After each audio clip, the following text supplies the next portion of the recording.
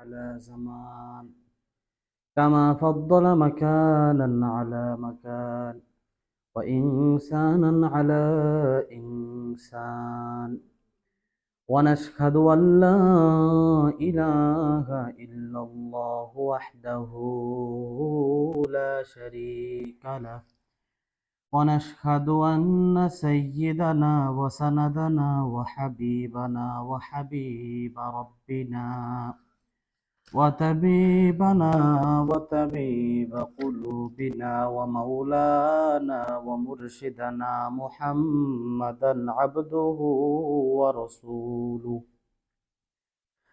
أرسله بالحق بشيرا ونذيرا وداعيا إلى الله بإذنه وسراجا وقمرا منيرا.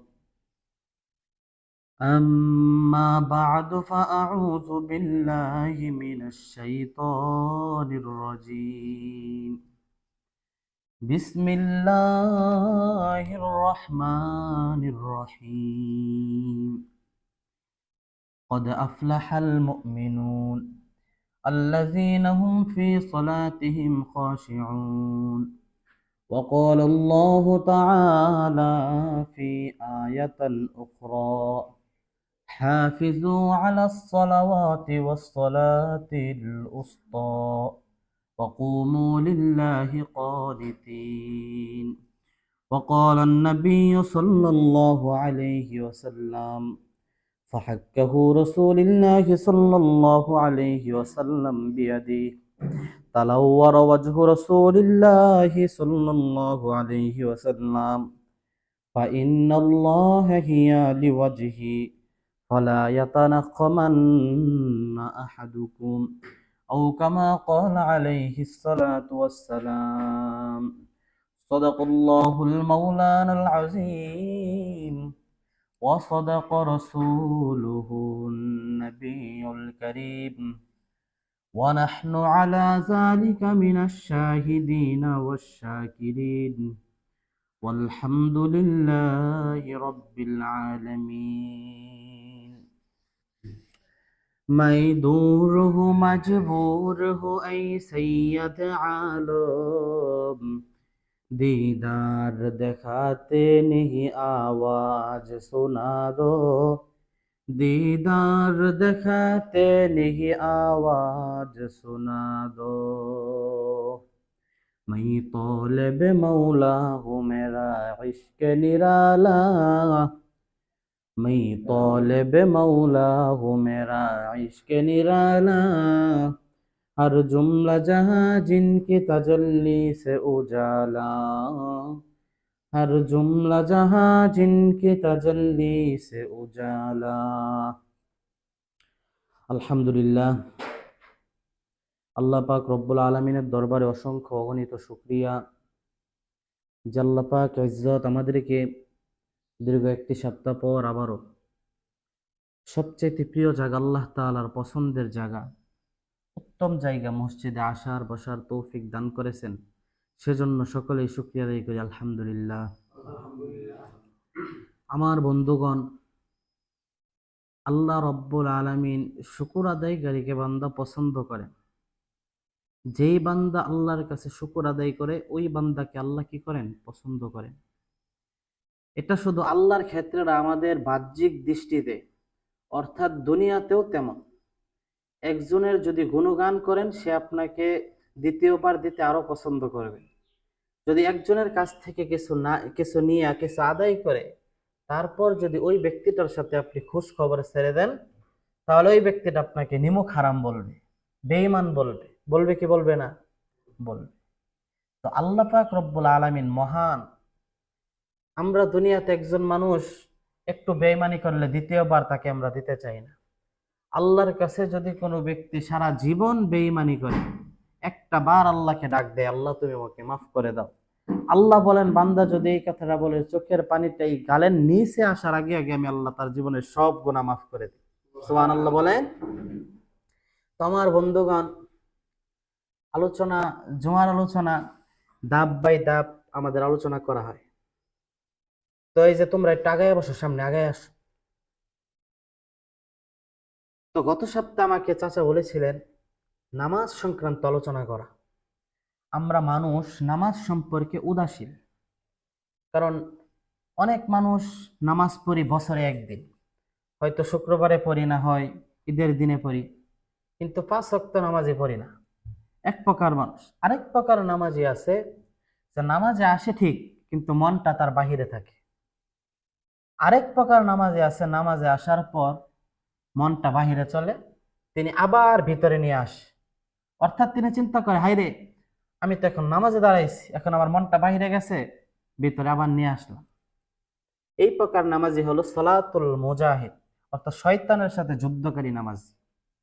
তো চতুর্থ প্রকার নামাজি হলো মুসাব, সওয়াবপ্রাপ্ত নামাজি। অর্থাৎ এই চতুর্থ প্রকার নামাজি হলো যারা নামাজের মধ্যে দাঁড়াইলে শয়তান তাকে ধোঁকা দিতে পারে না। আল্লাহ তাদের সবের রাস্তা খুলে দিয়েছেন, যত পারো আমি মালিকের কাছ থেকে সব আদায় করে নিয়ে যাও, তোমাদেরকে শয়তান কোনো বাধা দিতে পারবে না। এই প্রকার নামাজি হলো সাহাবাই কেরামদের নামাজ, অলিয়া উলিয়াই কেরামদের নামাজ। তারা নামাজের মধ্যে দাঁড়াইলে শয়তান তাদের কাছে আসতে পারে না, ধোঁকা দিতে পারে না। পঞ্চম যে প্রকার সেটি হলো মুকররব, আল্লাহ তাআলার নৈকট্যপ্রাপ্ত নামাজ। যারা নামাজের মধ্যে দাঁড়াইলে স্বয়ং আল্লাহর সাথে কথা বলতে শুরু করে। আল্লাহু আকবার বলেন। তো 5 প্রকার নামাজের মধ্যে আমার খেয়াল করতে হবে আমি কোন প্রকার নামাজের মধ্যে পড়লাম। তো 1 নাম্বার নামাজি হলো যারা নামাজের মধ্যে দাঁড়াইলে মনটা বাহির, অর্থাৎ নামাজ তারা বছরে একদিন পড়ে, বিশেষ বিশেষ দিনের নামাজি পড়ে, শবে বরাত, শবে কদর, এই প্রকার নামাজি পড়ে। তারা এই নামাজ পড়ার দ্বারা আখিরাতে কোনো ফায়দা পাবে না। দ্বিতীয় প্রকার নামাজি হলো যারা নামাজের মধ্যে আসে ঠিক, কিন্তু মনটা থাকে বাহিরে। তৃতীয় প্রকার নামাজি হলো মুগফফার, ক্ষমাপ্রাপ্ত নামাজি। অর্থাৎ নামাজে আসলে মনটা বাহিরে যায়, আবার মনটা ভিতরে নিয়ে আসে, আবার বাহিরে যায়, আবার ভিতরে নিয়ে আসে। আল্লাহ বলেন মা তাকদ্দামা মিন জামবিক। এই প্রকার নামাজি হলো সলাতুল মুজাহিদ, শয়তানের সাথে, ইবলিসের সাথে যুদ্ধকারী নামাজি। আখিরাতের ময়দান আমি আল্লাহ তার এই যুদ্ধ করার কারণে তাকে আমি বিনা হিসাবে জান্নাত দিয়ে দিব। এই প্রকার নামাজি কারা? আমাদের চিন্তা করতে হবে আমরা কি এই নামাজের অন্তর্ভুক্ত হইতে পারি কিনা। কারণ 4 নাম্বার নামাজি মুসব, সওয়াবপ্রাপ্ত নামাজি, এটা তো আমাদের হওয়া সম্ভব না। কারণ আমরা ওই মাকামে পুষতে পারি নাই, অলিয়া উলিয়াই কেরামদের মাকামে আমরা পুষতে পারি নাই। সাহাবাই কেরামের কথাই তো আসে না, প্রশ্নই আসে না। তো ওই প্রকার নামাজি যারা সাহাবাই কেরামদের নামাজ, অলিয়া উলিয়াই কেরামদের নামাজ, তারা নামাজে দাঁড়াইলে শয়তান তাদের কাছে আসতে পারে না, শয়তান তাদেরকে ধোঁকা দিতে পারে না। তো পঞ্চম নামাজি মুকররব, আল্লাহর নৈকট্যপ্রাপ্ত নামাজি, এটা হলো সলাতুল আম্বিয়া, নবী আলাইহিস সালামদের নামাজ। তো আজ আমি আপনাদের সম্মুখে সূরাতুল মুমিন থেকে কয়েকটি আয়াতে কারিমা তেলাওয়াত করেছি। কোন সূরা বলেন? সূরাতুল মুমিন থেকে। সূরাতুল মুমিন 18 নম্বর পারার প্রথম পৃষ্ঠা। আল্লাহ এই প্রথম আয়াতে বলেন কদ আফলাহাল মুমিনুন, ঈমানদাররা সফল। তো ঈমানদাররা কোন ঈমানদারদের কথা আল্লাহ বললেন? তো যে ঈমানদাররা সফল আল্লাহ বলেছেন, ওই ঈমানদারদের গুণাবলী কেমন হবে এটা আল্লাহ দ্বিতীয় আয়াতে বলে দিয়েছেন। আল্লাযীনা হুম ফি সলাতিহিম খাশিউন, যারা খুশু খুজুর সাথে নামাজ আদায় করবে, বিনয়ের সাথে নামাজ আদায় করবে। আল্লাহ রাব্বুল আলামিন সূরাতুল মুমিনের প্রথম আয়াতে বলেছেন কদ আফলাহাল মুমিনুন, ঈমানদাররা সফল। ঈমানদাররা কেমন? কোন ঈমানদাররা সফল? কেমন গুণাবলী আমাদের ভিতরে অর্জন করতে পারলে আল্লাহর কাছে সফল হইতে পারবো? এই প্রশ্ন আমাদের আছে না নাই? আল্লাহ প্রশ্ন ভাঙ্গানোর জন্য দ্বিতীয় আয়াতে উত্তর দিয়ে দিলেন আল্লাযীনা হুম ফি সলাতিহিম খাশিউন, যেই ব্যক্তি খুশু খুজুর সাথে নামাজ আদায় করবে, ওই ব্যক্তির চাইতে সফল পৃথিবীতে আর দ্বিতীয় কোনো মানুষ নাই। আমার ভাইয়ের, আমার বন্ধুগণ, খুশু খুজু নষ্ট করার জন্য ইবলিস নামাজের মধ্যে অনেক চেষ্টা করে। আমাদের মন নামাজে দাঁড়াইলে বাহিরে চলে যাবে, আমরা নামাজের মধ্যে দাঁড়াইলে কত চিন্তা ফিকির চলে আসে, শয়তান খুশু খুজু নষ্ট করে দেয়। এই অবস্থায় আমাদের এমন চেষ্টা চালানো, মনটাকে কোনো মতনে বাহিরে না দেওয়া। হাইরে নামাজে দাঁড়াইলাম, শয়তান আমাকে ধোঁকা দিতেছে, বাহিরে মন নিতেছে। এমন ভাবে আমাদের নামাজের মধ্যে চেষ্টা চালানো, যেই চেষ্টার কারণে শয়তান আমাদেরকে ধোঁকা দিতে পারবে না। কারণ আমরা নামাজ পড়ি কেবলামুখী হয়ে পশ্চিম দিকে। আল্লাহ রব্বুল আলামিন বলেন, নামাজে যখন দাঁড়াইবা মনে রাখবা তোমার সামনে কাবা আছে। কি আছে বলেন? কাবা কি কম দামি জিনিস না বেশি দামি জিনিস? এই কাবা ঘর এত দামি একটা জিনিস। আমাদের প্রিয় নবী মুহাম্মদুর রাসূলুল্লাহ সাল্লাল্লাহু আলাইহি ওয়াসাল্লাম মসজিদ আকসায় যখন কিবলা ছিল, আল্লাহর নবী আল্লাহর কাছে বলেছিলেন, খোদা রে, আমার কিবলাটা তুমি কাবাই করে দাও, বাইতুল্লাহ করে দাও। আমি নবী বাইতুল্লাহ কিবলাটাকে পছন্দ করলাম। আল্লাহ রব্বুল আলামিন আমার নবীজি যখন নামাজে দাঁড়াইলেন, এই নামাজে দাঁড়ানোর পর জিব্রাইল আলাইহিস সালাম নবীজিকে সোজা কইরা কিবলামুখী করায় দিলেন। আজ থেকে 1450 বছর আগে আমার নবীজির কেবলাই বাইতুল্লাহ করে দিলেন। পৃথিবী কিয়ামত পর্যন্ত যত মানুষ আসবে সবার কেবলা হয়ে যাবে বাইতুল্লাহ। আল্লাহ রব্বুল আলামিন এটাও কোরআনের মধ্যে বলেছেন, ফাওয়াল্লি ওয়াজহাকা শাতরাল মাসজিদিল হারাম। নামাজের মধ্যে যখন দাঁড়াইবা মনে রাখবা তোমার সামনে কাবা আছে। শুধু তাই না, নামাজে যখন দাঁড়াইবা মনে রাখবা তোমার সামনে আল্লাহ আছেন। আমার সামনে আল্লাহ আছে। তো আমার সামনে যে আল্লাহ আছে, এটার প্রমাণ কি? যদিও ইসলামের মধ্যে কোনো ইশকাল চলে না, কোনো প্রশ্ন চলে না। আল্লাহ যে বিধান দিয়েছেন এই বিধান নিয়ে কোনো প্রশ্ন চলে না। তারপরেও আমরা বাহ্যিক দৃষ্টিতে যখন মানুষ প্রশ্ন করে, এই প্রশ্নের জবাবটা দিয়ে দিই। তো আমার সামনে যে আল্লাহ আছে এর প্রমাণ কি? সাহাবাই কেরাম, আল্লাহর নবী মসজিদের মধ্যে বসা, মসজিদে নববীতে বসা, এক সাহাবী নামাজ আদায় করলেন। তো নামাজ আদায় নবীজি লক্ষ্য করে দেখলেন তার নাকের ময়লা দেওয়ালের মধ্যে লাইগা রয়েছে। তার নাকের ময়লাটা দেওয়ালের মধ্যে লাইগা রয়েছে। ফাহাক্কাহু রাসূলুল্লাহি সাল্লাল্লাহু আলাইহি ওয়াসাল্লাম। আল্লাহ রাসূল সাল্লাল্লাহু আলাইহি ওয়াসাল্লাম তার নাকের ময়লাটা দেওয়াল থেকে পরিষ্কার করে দিলেন। তালাওয়ারা ওয়াজহু রাসূলিল্লাহি সাল্লাল্লাহু আলাইহি ওয়াসাল্লাম। নাকের ময়লাটা যখন পরিষ্কার করলেন, পরিষ্কার করার পর আল্লাহর নবীর চেহারার রং পরিবর্তন হয়ে গেছে। আল্লাহর নবীর চেহারা রাগান্বিত হয়ে গেছে, লাল হয়ে গেছে। তখন আল্লাহর নবী সাহাবাই কেরামদেরকে লক্ষ্য করে বললেন, ও আমার সাহাবাই কেরাম, তোমরা তো নামাজ পড়ো, তোমরা কি জানো তোমার সামনে কি আছে? তোমার সামনে কাবা আছে। শুধু তাই না, আমার আল্লাহ তোমার সামনে আছে। ফাইন্নাল্লাহা হিয়া লিওয়াজহি। তুমি যখন নামাজে দাঁড়াইবা এই কথা তুমি স্পষ্ট মনে রাখবা যে তোমার সামনে আমার আল্লাহ আছে। তো নামাজটা কেমন ভাবে পড়তে হবে? আল্লাহ যদি স্বয়ং দেখেন, আজকে যদি তুমি নামাজ পড়ো, এই নামাজের সময় যদি আমি রাসূল লক্ষ্য করে তাকায় থাকি, কেমন ভাবে তুমি নামাজ পড়বা বলো? সাধারণভাবে ধুমধাম করে নামাজ পড়া শেষ করে নিবা? না, আমি রাসূল যদি তোমার নামাজের দিকে তাকায় থাকি, তোমরা নামাজটা যেই রকম সুন্দরভাবে পড়বা, এর থেকেও সুন্দর করে তুমি আল্লাহর সামনে হাজিরা দিয়ে নামাজ পড়বা। এটা আল্লাহর নবী বলেছে। তোমার বন্ধুগণ, নামাজের অনেক দৃষ্টান্ত আছে। আমাদের নামাজের এইগুলো আগে শোনা দরকার, যে কেমন ভাবে সাহাবাই কেরাম নামাজ পড়ছে। আল্লাহর নবী মসজিদে নববীতে বসা, এক সাহাবী মসজিদে আইসা নামাজ পড়লেন। নামাজ পড়ার পর ফাসাল্লামা আলান নবী সাল্লাল্লাহু আলাইহি ওয়াসাল্লাম, আল্লাহর নবীকে একটা সালাম দিলেন। মসজিদে নামাজ এক কোনায় পইরা আল্লাহর নবীর কাছে আইসা একটা সালাম দিলেন। সালাম দিয়া বললেন, ইয়া রাসূলুল্লাহ, ইয়া হাবিবাল্লাহ, তো নামাজ পড়ছি।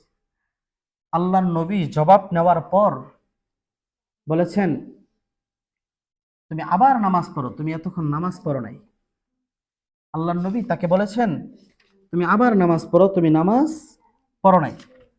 তখন এই ব্যক্তিটা ফাকানা ইউসাল্লি কামা সাল্লা, তিনি ওই রকম ভাবে নামাজ পড়তে শুরু করলেন যে রকম ভাবে তিনি আগে নামাজ পড়েছেন। আল্লাহর নবী বললেন, ইরজি ফাসল্লি, যাও তুমি আবার নামাজ পড়ো। ফাইন্নাকা লাম তুসাল্লি, তুমি নামাজ পড়ো নাই। আবার আসলেন, আল্লাহর নবীকে এসে আবার একটি সালাম দিলেন, ইয়া রাসূলুল্লাহ, ইয়া হাবিবাল্লাহ, আমি নামাজ আদায় করেছি। আল্লাহর নবী ডাক দিয়ে বললেন, ও সাহাবী, তুমি নামাজ কেমনে পড়েছো দাবি করো। আজকে তুমি আমি নবীজি নিজে বৈশা বৈশা নজর করে দেখতেছি তুমি নামাজ পড়তেছো। আসলে তো তোমার নামাজ আমার আল্লাহর কাছে গৃহীত হবে না। যাও যাও, আবার তুমি নামাজ পড়ো। ওই সাহাবীটা আবার গিয়ে নামাজ পড়লো।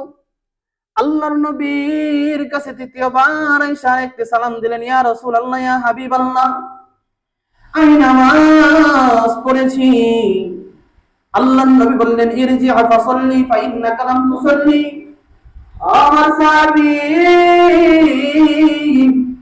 তুমি যাও যাও, আবার নামাজ পড়ো, তুমি তো নামাজ পড়ো নাই। ওই সাহাবীটা প্রতি উত্তরে নবীজিকে বললেন, ইয়া রাসূলুল্লাহ, ও আমার নবীজি, আমি তো এর থেকে সুন্দর নামাজ পড়তে পারি না। মা ওয়াসিনু গায়রাহু, এর থেকে সুন্দর নামাজ আমি পড়তে পারি না। আল্লিমনি, মেহেরবানি করে নবীজি আপনি আমাকে নামাজ শিখায়া দেন। তিনি আল্লাহর নবীর কাছে এই কথা বললেন, আল্লাহর নবী নামাজ শিখাইলেন।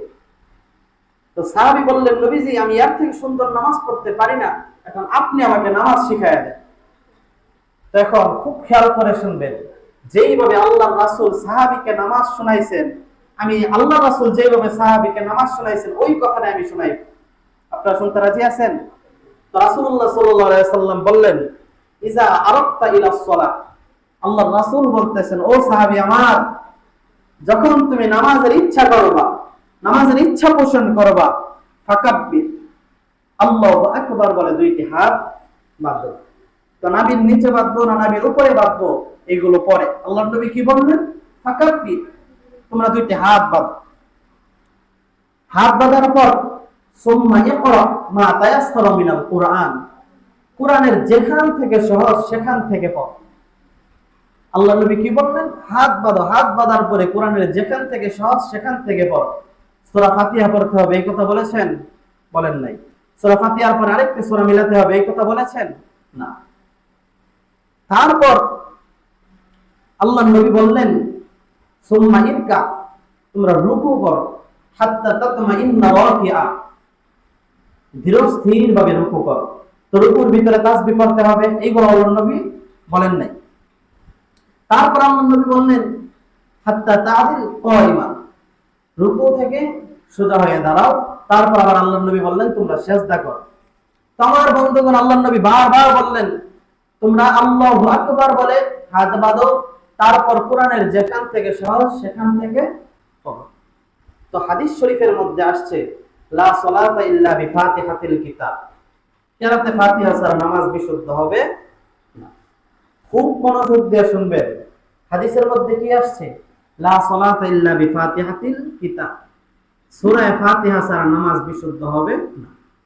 কোরআনে আসছে, ফাকরাউ মা তায়াসসারা মিনাল কুরআন, কোরআনের যেখান থেকে সহজ সেখান থেকে পাঠ করো, সেখান থেকে পড়ো। তো এখন হাদিসে বলছে সূরা ফাতিহা ছাড়া নামাজ হবে না, কোরআনে বলছে কোরআনের যেখান থেকে সহজ সেখান থেকে পাঠ করো। দুইটার মধ্যে একটা পেশ লেগে গেল না? আল্লাহর কথা রাসূলের কথা দুইটার মধ্যে একটা পেশ লাগলো নাকি? এটার সমাধান কি? সূরা ফাতিহাকে ধরবা ওয়াজিব, আর পরবর্তী যে কিরাতটা পড়বা এটাকে ধরবা ফরজ। বলেন, সূরা ফাতিহাকে কি ধরতে হবে? ওয়াজিব ধরতে হবে। তার পরবর্তী যে কিরাতটা আছে এটাকে ফরজ ধরতে হবে। তার মানে বোঝা গেল, সূরা ফাতিহা পড়লেই নামাজের মানে কিরাতের ফরজিয়াত আদায় হয়ে যাবে। অর্থাৎ কেউ যদি সূরা ফাতিহা পড়ে রুকুত যা, তারপর যদি সে সাহস সাজদা দিয়ে দেয়, তার নামাজ হয়ে যাবে। তার কি হয়ে যাবে? নামাজ হয়ে যাবে।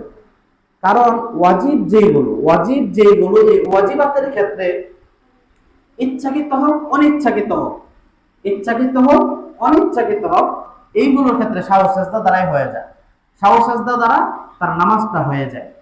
আর ফরজের ক্ষেত্রে যদি কোনো ব্যক্তি ফরজ তরক করে, তার যদি ইচ্ছাকৃত বা অনিচ্ছাকৃত যেভাবে ফরজটা ছাইরা দেয়, তার এই নামাজটা পুনরায় পড়তে হবে। তার মানে সূরা ফাতিহা ওয়াজিব, সূরা ফাতিহাটা ওয়াজিব, আর পরবর্তী কিরাতটা ফরজ। কারণ কিরাত মানে কোরআন থেকে পড়াইটা তো কিরাত, সূরা ফাতিহা পড়লেই ফরজিয়াত আদায় হয়ে যায়। তো তো পরে যদি কেউ না পড়ে তাহলে তার আমার বন্ধুগণ একটু ক্লিয়ার করে বলি, সূরা ফাতিহা ছাড়া যে নামাজ বিশুদ্ধ হবে না, এই কথাটা রহিত করার জন্য আমি আপনাদেরকে একটা দলিল দিলেই বুঝবেন। একজন লোক প্রশ্ন করলো, হুজুর নামাজের মধ্যে যখন দাঁড়াই সূরা ফাতিহা ছাড়া তো নামাজ বিশুদ্ধ হবে না। তার প্রতি উত্তরে আমার বলা, আদাইয়া সূরা ফাতিহা ছাড়া নামাজ বিশুদ্ধ হবে না আপনি বলেছেন। কোরআনের মধ্যে যা আসলো, কোরআনের যেখান থেকে সহজ সেখান থেকে বড়। ওই ব্যক্তিটার জবাবে বলল, হুজুর কোরআনের মধ্যে তো এমন কোন কথা আসে নাই নামাজের মধ্যে যেখান থেকে সহজ সেখান থেকে বড়। কোরআনের মধ্যে তো নামাজ কথাটি উল্লেখ করে নাই, তাহলে আমরা কিভাবে বুঝবো? আমি ওই ব্যক্তিটাকে বলা হইল, কোরআনের মধ্যে যে নামাজের কথা উল্লেখ করে নাই, তাই আমি আপনাদেরকে একটি কথা বলি।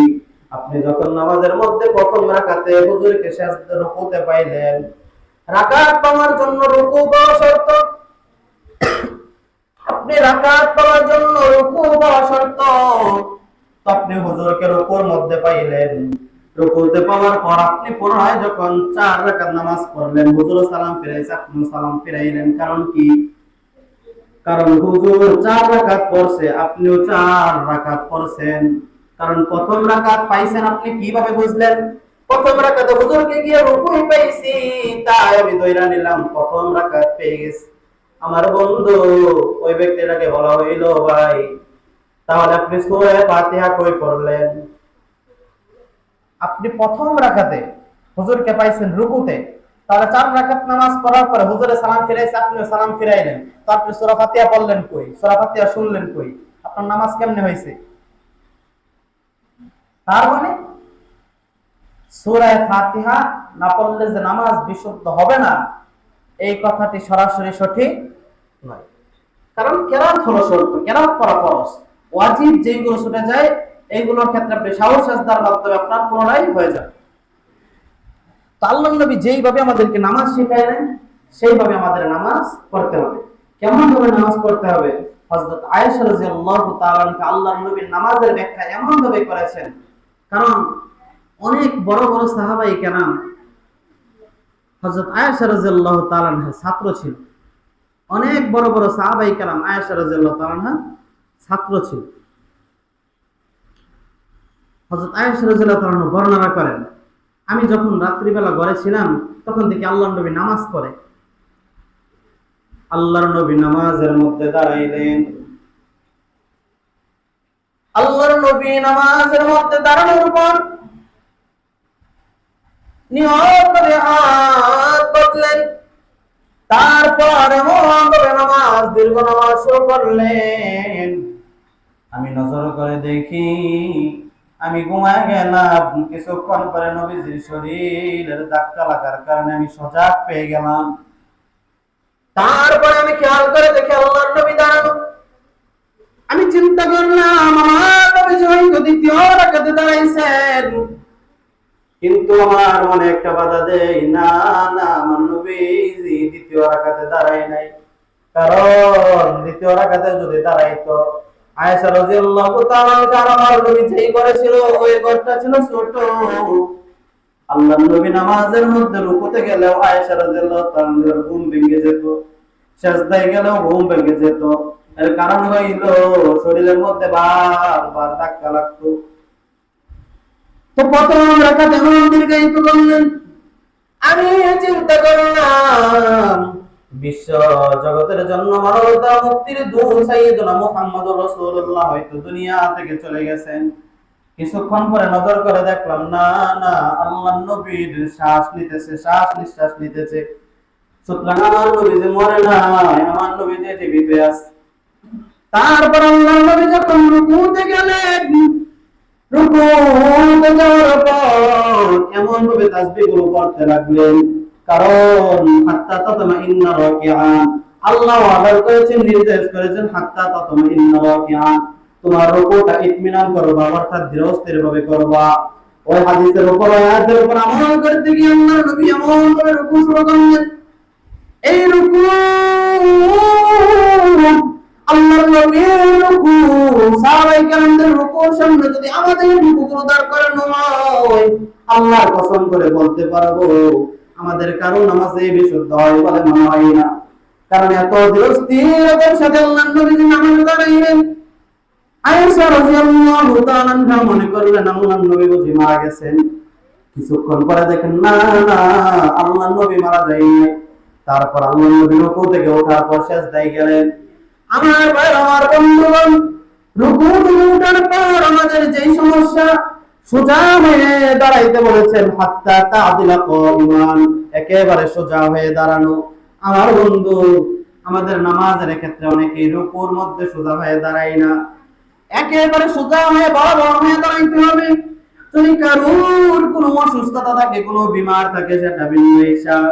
আমার বন্ধু, তারপর আল্লাহর নবী যখন সুম্মাসজুদ সিজদায় গেলেন, সিজদায় যাওয়ার পর সিজদাটা এমন ভাবে শুরু করলেন, এই সিজদার দিকে যদি তাকান, আজকে আমার আপনার চোখ বেয়ে বেয়ে পানি পড়ে যাবে।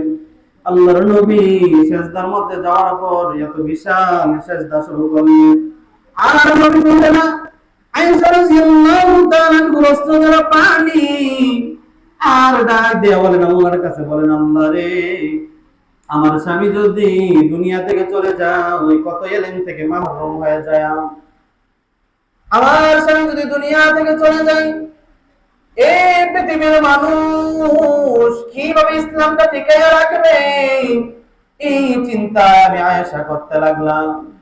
কিছুক্ষণ পর আল্লাহর নবী যখন দুই সিজদার মাঝখানে বসলেন, সোজা হয়ে বসলেন। আমার বন্ধু, সিজদার মাঝখানে আমরা পা উপর করে পা সোজা হয়ে বসি না। দুই সিজদার মাঝখানে আমাদের অনেকেই যে সমস্যা, সেই সমস্যাটি হলো সিজদার মাঝখানে আমরা সোজা হয়ে বসি না।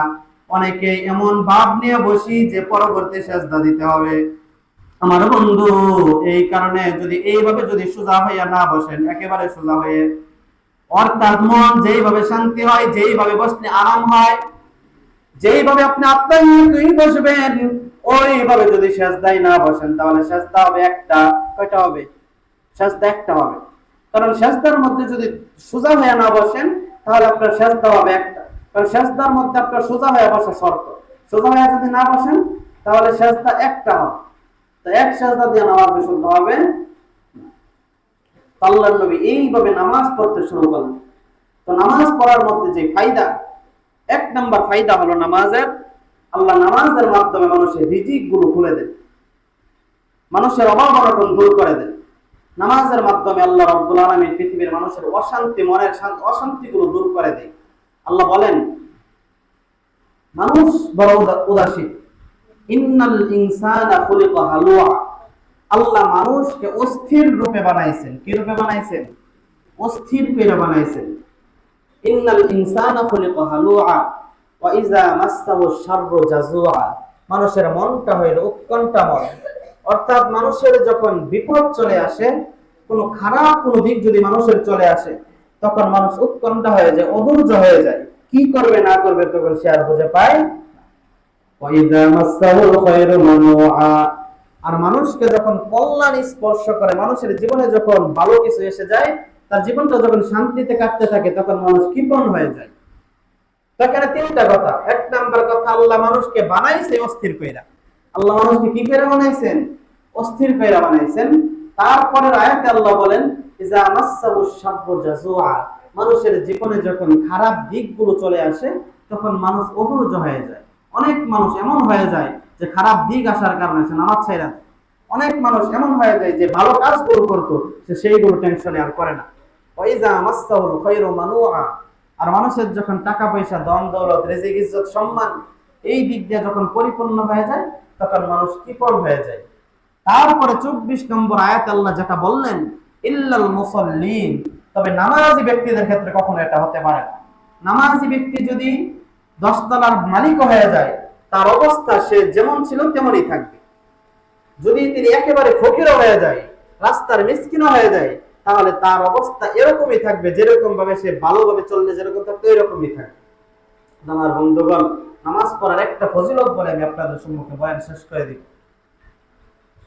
আমাদের চার ইমামের একজন ইমাম, ইমাম মালিক, তিনি মক্কা এবং মদিনার যুগে, মক্কা এবং মদিনায় যত বছর থাকলেন অত বছর তিনি মক্কা মদিনায় কোনোদিন পায়খানা প্রস্রাব করেনি।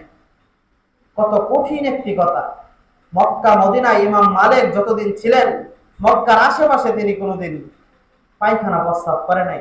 কারণ আল্লাহ নবী কোন জায়গায় পা রাখছেন সেটা তো তার জানা নাই। এমনকি মক্কা থেকে মদিনায় আজ অনেক রাস্তা, মক্কা থেকে মদিনা অনেক রাস্তা, এই রাস্তায় ইমাম মালিক কোনোদিন হেঁটে হেঁটে পা দেওয়া যায় নাই। তিনি গড়াগড়ি কইরা মাটিটা গোল পারতে পারতে গড়ি পারতে পারতে গেছেন, শুয়া শুয়া গেছেন। তো এই ব্যক্তি, ওনার ব্যাপারে আমার কথা হলো, এক নামাজি ব্যক্তি হোটেল চালায়। এটার বর্ণিত ওই ব্যক্তিটা জীবনে যা চাই সব কিছু আল্লাহকে দিয়া দেয়। একদিন তিনি আল্লাহর কাছে হাত তুলে বললেন, প্রভু,